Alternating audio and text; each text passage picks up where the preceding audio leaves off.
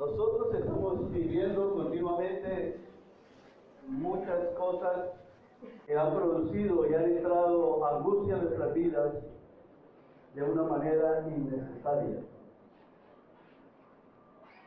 He estado leyendo un poco acerca del sufrimiento de Jesucristo. Y yo pensaba, bueno, ¿por qué sufrió Cristo? ¿Cuál fue la angustia que tuvo Cristo en su vida?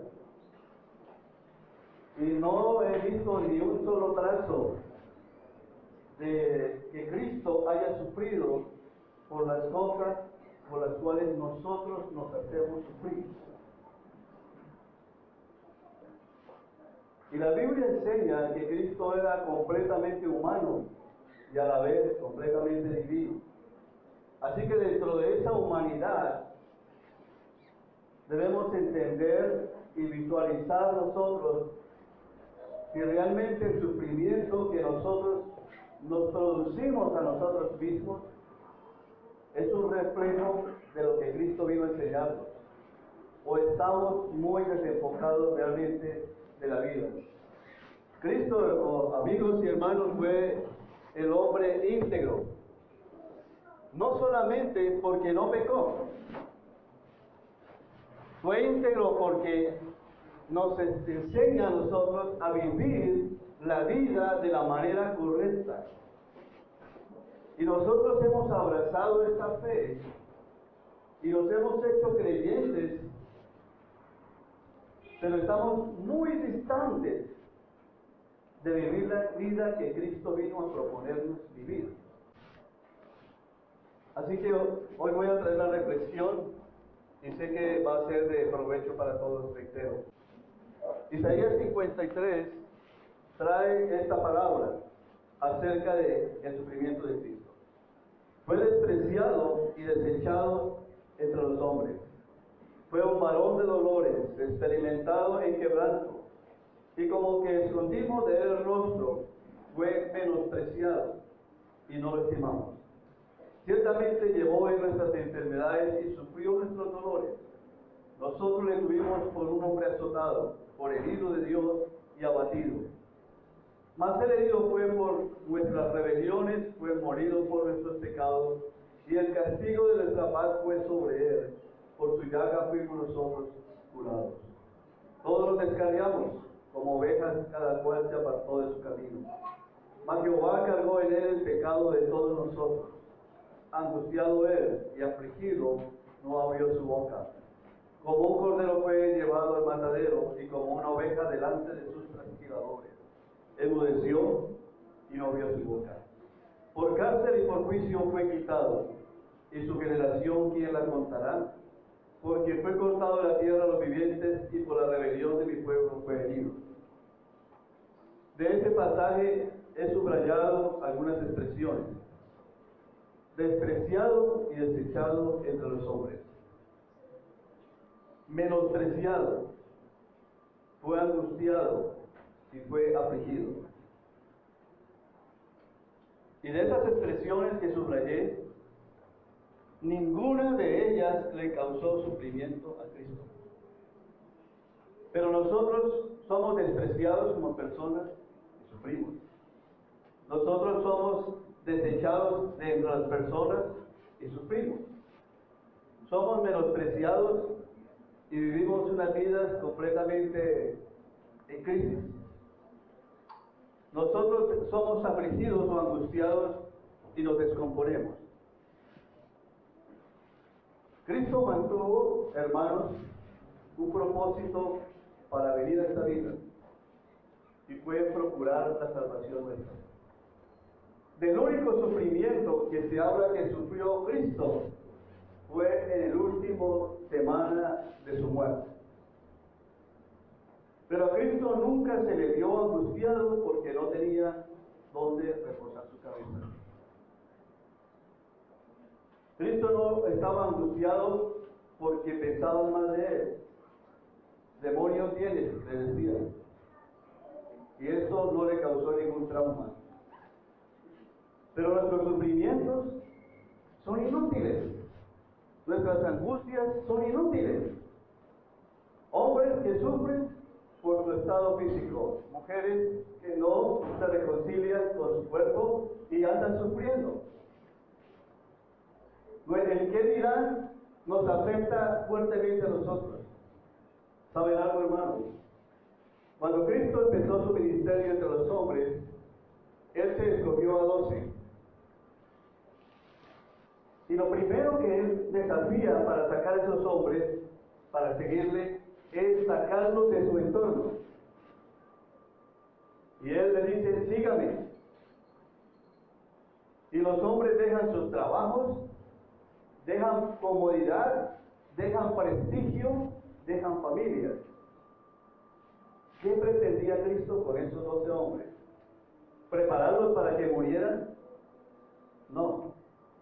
Cristo estaba preparando a esos hombres para mostrarnos a nosotros que es posible salir de muchas cosas y seguir vivos.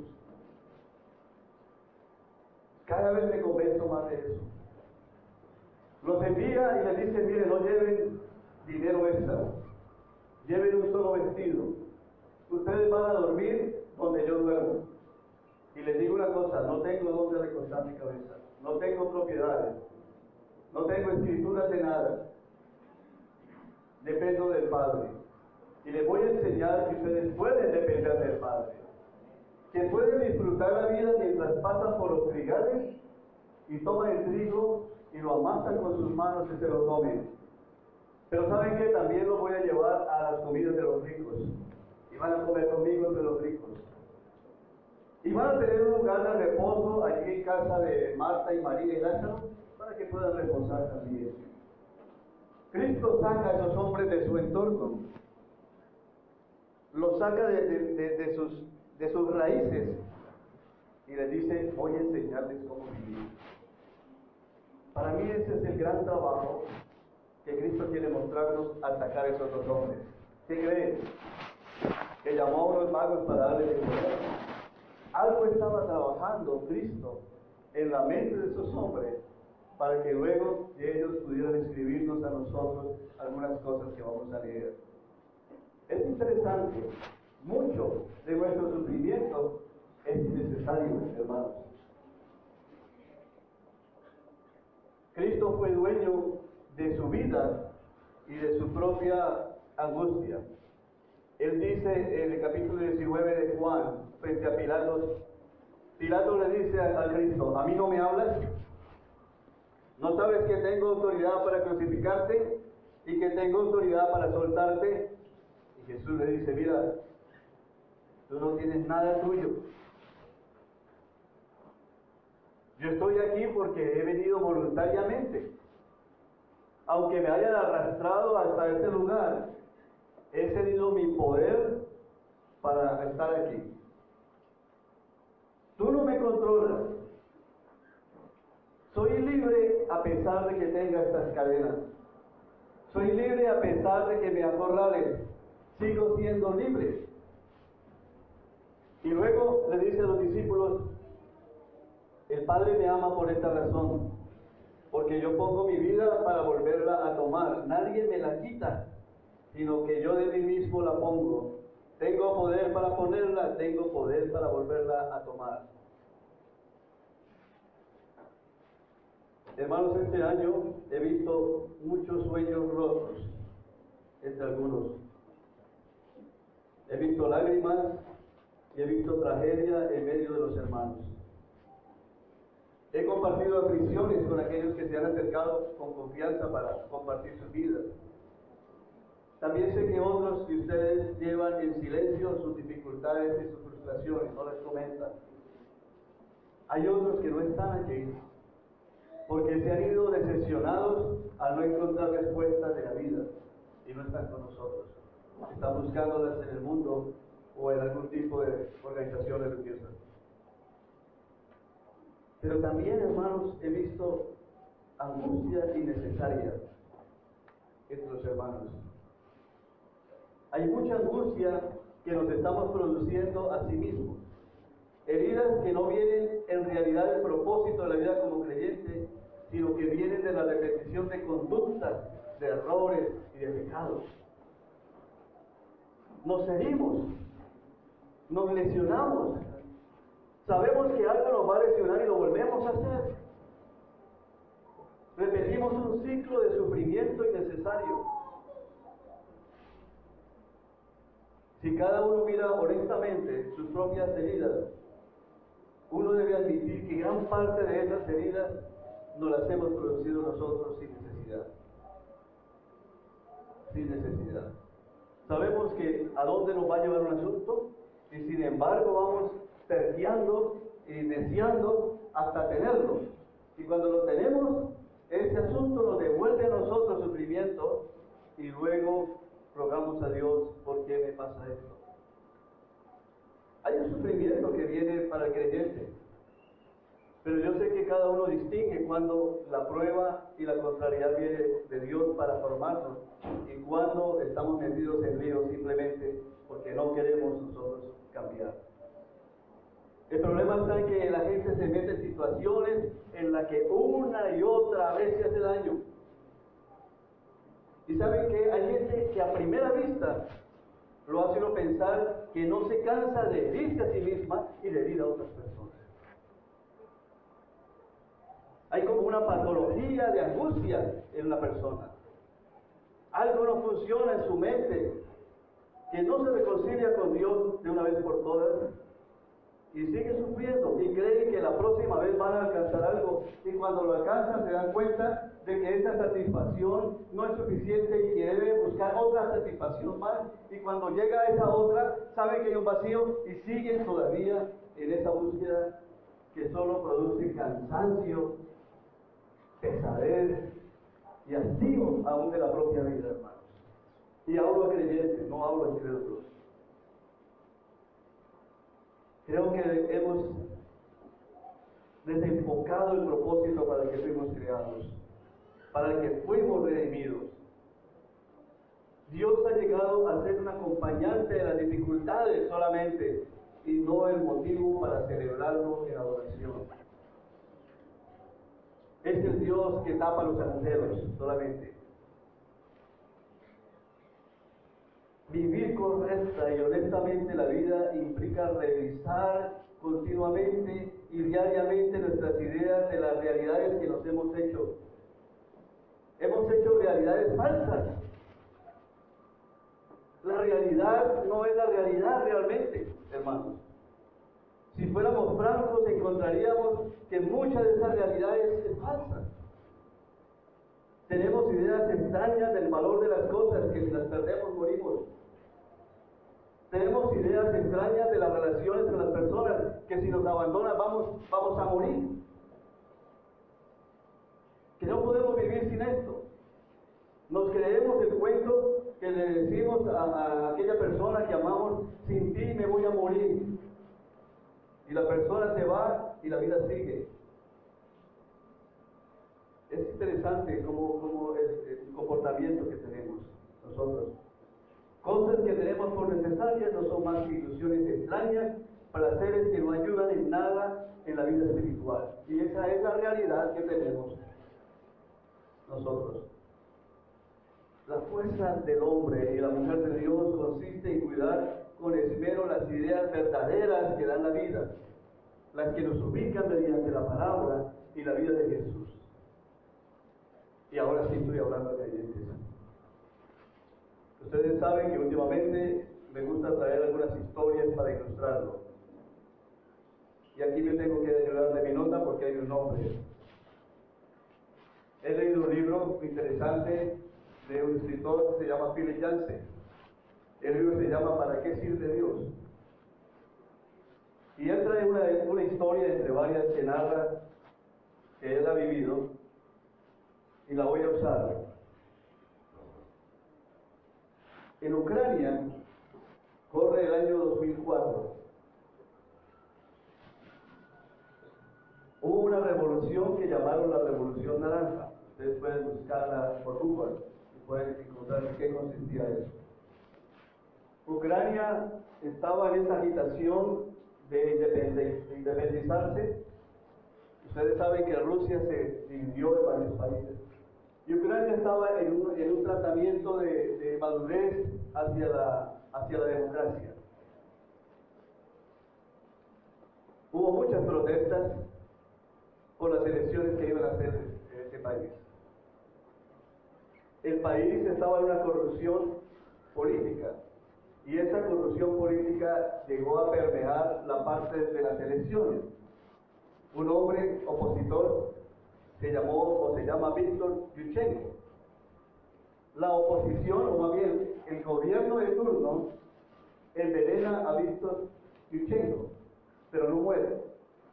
Lo quieren eliminar, lo quieren sacar del escenario. Él trata de sostener su salud, mientras tanto las elecciones van en curso. Realmente él iba ganando por un porcentaje pequeño frente al gobierno que estaba predominando. Pero el gobierno, el día de las elecciones, hace fraude. Y hace el fraude más grande y descarado. Y lo que hace el gobierno es adelantarse, porque el gobierno tiene el poder mediático, el poder de los medios. Así que el gobierno sale en su televisión, su canal. Ustedes ya saben todo la parafernalia, los presentadores, sus estadísticas y sus cosas. Y entonces el gobierno dice por medio de su presentador: Yushchenko ha sido derrotado. El gobierno sigue tal como es. Y empiezan a dar las estadísticas. Mientras tanto, ustedes saben que muchas de la televisión estatal tiene un recuadro pequeño aquí. Y en este recuadro pequeño aquí hay un intérprete para sordomudos. Entonces el intérprete debe hacer eso, traducir la noticia que está aquí a aquellos que no pueden oír. La mujer que estaba traduciendo la noticia a los sordomudos está diciendo: tengo vergüenza, no crean esta noticia, han hecho fraude, los están robando, Yushchenko realmente es nuestro presidente, yo lo sé todo. Y mientras tanto, este hombre estaba diciendo: perdió Yushchenko. Los sordomudos que estaban entendiendo el lenguaje se exaltan y salen a la calle. Se reúne 1 millón de personas, camisetas amarillas y banderas naranjas, perdón. 1 millón de personas se reúnen en la plaza pública, protestan contra el gobierno, y el gobierno tiene que ceder realmente y reconocer que las elecciones fueron un fraude. ¿Por qué traigo esta historia? El mundo es la pantalla grande. Quiere venderles a ustedes muchas cosas. Y Dios es la pantalla pequeña. No crean, no crean, no se dejen engañar, no sean tontos. Los están defraudando, los están engañando.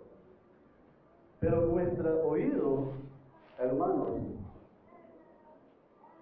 se ha hecho insensible a escuchar esta voz. Estamos habituados a que el comercio y el placer nos griten a la cara otra cosa. Es interesante que la voz pequeña que está en este libro de acá no sea tan importante como lo que Satanás quiere decirnos acá. Creemos más a esto. Dios habla a veces de una manera que nos desafía tanto que le volteamos el rostro y le decimos: no, tú no eres capaz de satisfacerme ni de llenarme. Acudo a estos brazos porque aquí están todo el mundo. Y nosotros decimos, se nos llena la boca diciendo: somos libres, somos libres. El mundo nos ha inundado de ideas, nos ha vendido falsas realidades. Cada día nos vende más dependencia, más apegos, más ideas de felicidad, de prestigio, de falsos valores. El mundo es esa gran pantalla. Tiene un lenguaje gráfico impactante, hermanos, convincente, persuasivo. Pero Dios, de alguna forma, está diciendo: hey, Ricardo, es mentira, no lo creas. Vas a resultar herido después. Vas a poner tu corazón en algo que no puedes coger. No lo creas. Ay, Señor, tú no sabes nada. Tú no sabes nada. ¿Tú cómo no viviste esto?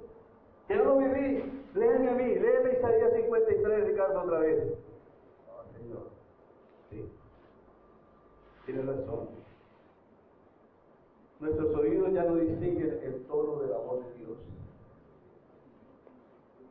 Nos parece que Dios está fuera de la realidad. Él no vive la realidad. Él vive allá en las nubes y no sabe lo que yo siento. Pero Satanás sí sabe. Él sabe cómo darme los bombones, cómo repartirme los caramelos y cómo ponerme el almíbar en mi boca. Tú, Dios, eres tan exigente conmigo. El asunto es ese. Estas palabras suenan tan extrañas. Ya no se preocupen por lo que van a comer, por lo que van a beber, o por la ropa que se van a poner. Solo los que no conocen a Dios se preocupan por eso. Ay, Dios, ¿cómo así? ¿Eso qué palabras de dónde vienen? Ustedes tienen como Padre Dios que está en el cielo, y Él sabe lo que ustedes necesitan. Lo más importante es que reconozcan a Dios como único Rey y que hagan lo que Él les pide. Dios les dará a su tiempo todo lo que necesiten. No se preocupen por lo que pasará mañana. Ya tendrán tiempo para eso. Recuerden que ya tenemos bastante con los problemas de cada día. Pero queremos ser más inteligentes que Dios. Y los resultados, pues bueno, saltan a nuestra propia vista. Lucas 12:15, Jesús les dice, Jesús mira a los que estaban ahí y les dijo, no iban siempre con el deseo de tener más y más. No por ser dueños de muchas cosas se vive una vida larga y feliz. Estamos llamados a someter a examen nuestras ideas de la realidad. La mayoría de las veces no son las personas, ni las adversidades, ni las contrariedades que nos hieren, sino nosotros mismos a causa de las ideas que nos hacemos de estas cosas. No son. Nadie te puede herir si no te hieres tú. Ninguna cosa que pierdas te puede angustiar si no te angustias tú.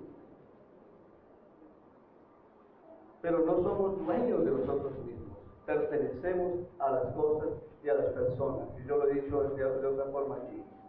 Si alguien habla bien de mí, qué feliz soy. Si alguien habla mal de mí, qué desgraciado soy. Mi vida no es mía. Mi vida está en las manos de las opiniones de otros, de las apreciaciones de otros. No soy dueño. Hermanos, la fe en Dios hace que se tenga un pensamiento exacto sobre las cosas. Confiar en Dios significa estar de acuerdo con Él, conformarnos con lo que Él nos da, con los retos que Él nos plantea para cambiar, con los que nos pide. Confiar en Dios consiste en tener ideas correctas de la realidad. Cristo tenía ideas correctas de una realidad. Y sacó a los 12 y le dijo, mire, esa no es la realidad. Lo voy a sacar de esa pantalla y lo voy a hacer vivir de la manera como debe vivir. ¿Qué les faltó a ellos? Nada. Eran tan dueños de su propia vida que cuando llegó el momento de morir y de sufrir, Pedro decía, qué gozo que haya tenido por ser digno de que me hubieran abofeteado. Era un gozo. Entonces empiezan a cobrar sentido esas palabras de Jesús que dicen, dichosos cuando hablen mal de ustedes sin tener razón. Dichosos cuando los persigan injustamente o justamente. ¿Cómo así que dicha hay? ¿Qué dicha hay ahí? Pues ¿saben cuál dicha hay? La dicha de ser uno mismo. Y que nada pueda herirlo a uno si uno mismo no se deja herir. Pero nosotros herimos y prendemos rodaditos. Ni siquiera nos tienen que empujar fuerte, solitos. Nos victimizamos, todos nos han hecho daño, todos nos persiguen, todos, nadie nos quiere. Todo esto, nosotros mismos nos metemos un rollo en la cabeza en donde Dios no está en ningún lugar. Nosotros volvemos a ser el centro El centro soy yo, no Dios. Y mientras yo sea el centro, pues chupe de ese centro. Porque nosotros estamos mal. La materia prima nuestra se dañó desde el Edén. Desde allí el hombre empezó a rodar y a sufrir. Así que cuando nosotros desplacemos a ese yo del centro y pongamos a Cristo, vamos a tener la perspectiva correcta que nada nos puede herir. Cristo dijo, no teman al que les mata el cuerpo. ¡Ey! ¿Qué es eso? Señor, ¿qué profundo es eso? Porque ellos no pueden hacer nada contra qué? Contra su alma. Y si mi alma está bien, no importa lo que alrededor puedan hacer. Si yo soy dueño de lo que Dios me ha dado, no importa que los demás tomen mi cuerpo, mis posesiones, me defrauden, me quiten el cariño, me hagan llorar, me desilusionen, yo seguiré siendo parte de lo que Dios quiere que yo sea junto de Él. Nos desenfocamos, pero muchos nos desenfocamos nosotros. Hacemos tragedias donde no hay tragedia. He unido algunos textos para tener una idea de lo que es la realidad de Cristo. El Espíritu Santo dice, debemos caminar por fe y no por vista. Y luego Pablo escribe, olvidando ciertamente lo que queda atrás, extendiéndome, ¿a qué? A lo que está delante. Yo sigo la meta, al premio supremo llamamiento de Dios en Cristo. No tengan miedo de la gente que puede destruir el cuerpo, pero no la vida que está en ustedes. Por eso dediquen toda su vida a hacer lo que a Dios les agrada. Piensen en las cosas del cielo, donde Cristo gobierna a la derecha de Dios. No piensen en las cosas del mundo. Son varios textos que he tejido para ubicarme qué es la realidad. ¿Qué mantuvo firme a aquellos que a riesgo de sus vidas, prestigio, poder y comodidad prefirieron un horno de fuego antes que inclinarse a un ídolo? Los 3 amigos de Daniel. ¿Qué los motivaba? Si estaban en Babilonia con el rey, podían tenerlo todo, pero ellos renuncian a algo. Y aún a pesar de que los van a meter al horno de fuego, ellos dicen, pues si ese Dios al que servimos ni siquiera nos libera del horno de fuego, pues no importa, vamos para allá. Queremos ser íntegros y fieles a nuestra esencia. No la vendieron, no la negociaron, no la rifaron, permanecieron fieles a su esencia. Eso es el valor, hermano. Esta es una realidad. Esa fue la realidad que acompañó a los mártires del primer siglo para poner sus vidas ante Nerón y ante todo el imperio. Quítanos la vida, no me quitas el alma, no me quitas lo que Dios me ha dado, quítala si quieres. Pero nosotros amamos demasiado la vida. ¿Qué mantuvo en pie a Job cuando todo le fue quitado? ¿Qué lo mantuvo? ¿Cómo entiende sus palabras cuando dice, miren, nada he traído a este mundo, nada me voy a llevar? Bendigo a Dios cuando da, bendigo a Dios cuando quita. Ese es vivir la realidad, hermanos. No la realidad falsa que nosotros hemos hecho de la realidad. No es fácil ser libre, yo lo sé, hermano, pero estamos llamados todos a vivir libres. Y el que lleva esa huella de Dios está llamado a ser libre también. Hoy quiero, hermanos, dejar esta corta reflexión en sus corazones. Necesitamos un consuelo real, pero necesitamos enfocarnos en la realidad presente. Esa realidad que ve con los ojos de la fe, por la que Cristo abandonó el cielo por un tiempo. Para la fe que fue para los primeros creyentes necesaria para ordenar sus propiedades. Hechos capítulo 2, capítulo 4. Muchos abandonaron prestigio.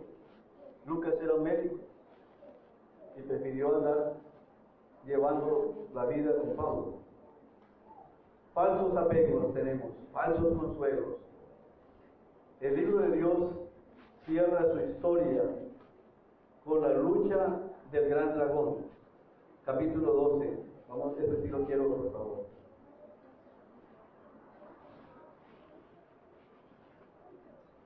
¿Cómo se venció, cómo vencieron el mundo y la influencia que Satanás había puesto en el mundo? ¿Cómo vencer al que maneja la gran pantalla de la vida? Hechos capítulo 12, versículo 9 al 11. Acompáñenme por favor los que puedan esta lectura.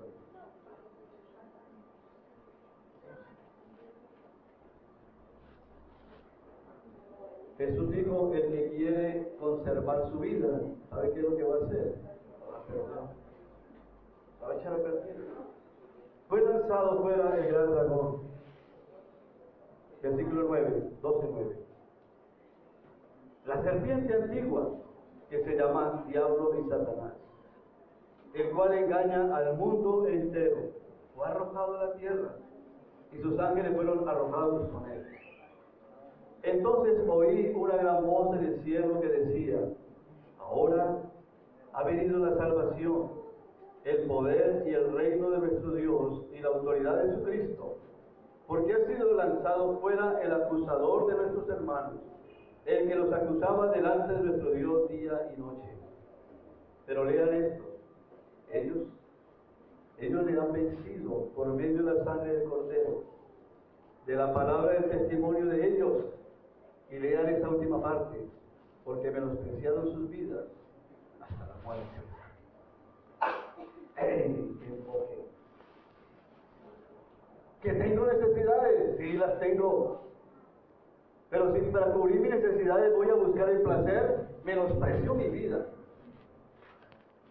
Si para salir de un apuro tengo que buscar un torcido, una cosa ilegal, pues la renuncio, menosprecio mi vida. Si he de quedarme solo, pues voy a abrazar mi soledad y la voy a ofrecer a Dios, voy a menospreciar la puerta ancha de mi vida para mantener integridad, porque solamente así voy a vencer. Te va a ayudar la sangre del Cordero, que te limpia, que te perdona, que te ayuda. Te va a ayudar tu manera de vivir, el testimonio. Pero solo te va a ayudar realmente lo que viene de ti, menospreciar la propia vida. Vamos a tener una serie de charlas los domingos para tratar de entender una paradoja, hermanos. Cristo dice que nosotros debemos aborrecer nuestra vida. Pero por otro lado, Cristo dice que yo debo amar a los demás como me amo a mí mismo. Por favor, Señor, ¿qué pasó aquí? O me amo o me aborrezco. ¿Cuál de las dos debo hacer? Entonces surgió la reflexión para la que vamos a seguir los domingos, que es amarme a mí mismo. Amarte a ti mismo es lesionarte, es hacerte daño, es hacerte sufrir por cosas innecesarias. Amarte a ti mismo, ¿qué es? Porque el día que yo me ame a mí mismo, entonces voy a poder amar a mi hermano. Ahí voy a poder amar. Si yo no me amo a mí mismo, no puedo amar a nadie. ¿Pero qué es amarte a ti mismo? Yo no voy a desarrollar el tema, quiero dejarlo en su expectativa. Pero antes de todo esto quería poner en perspectiva, hermanos amados, este asunto. ¿Por qué me hago daño a mí mismo? ¿Por qué me hiero a mí mismo? ¿No sabes que si te haces daño a ti mismo, creas un mecanismo con el que estás haciendo daño a otras personas? El día que estés en paz contigo mismo, con lo que eres, con lo que Dios te ha dado y con lo que debes ser, entonces no vas a producir sufrimiento a nadie. La cadena te va a interrumpir. Que me haga sufrir lo que realmente tiene razón de hacer sufrir. ¿Saben qué? Lo dijo Jeremías. ¿De qué se lamenta el hombre? ¿La mente del hombre de qué? De su pecado. ¿De qué se lamenta el hombre? La mente del hombre de su pecado.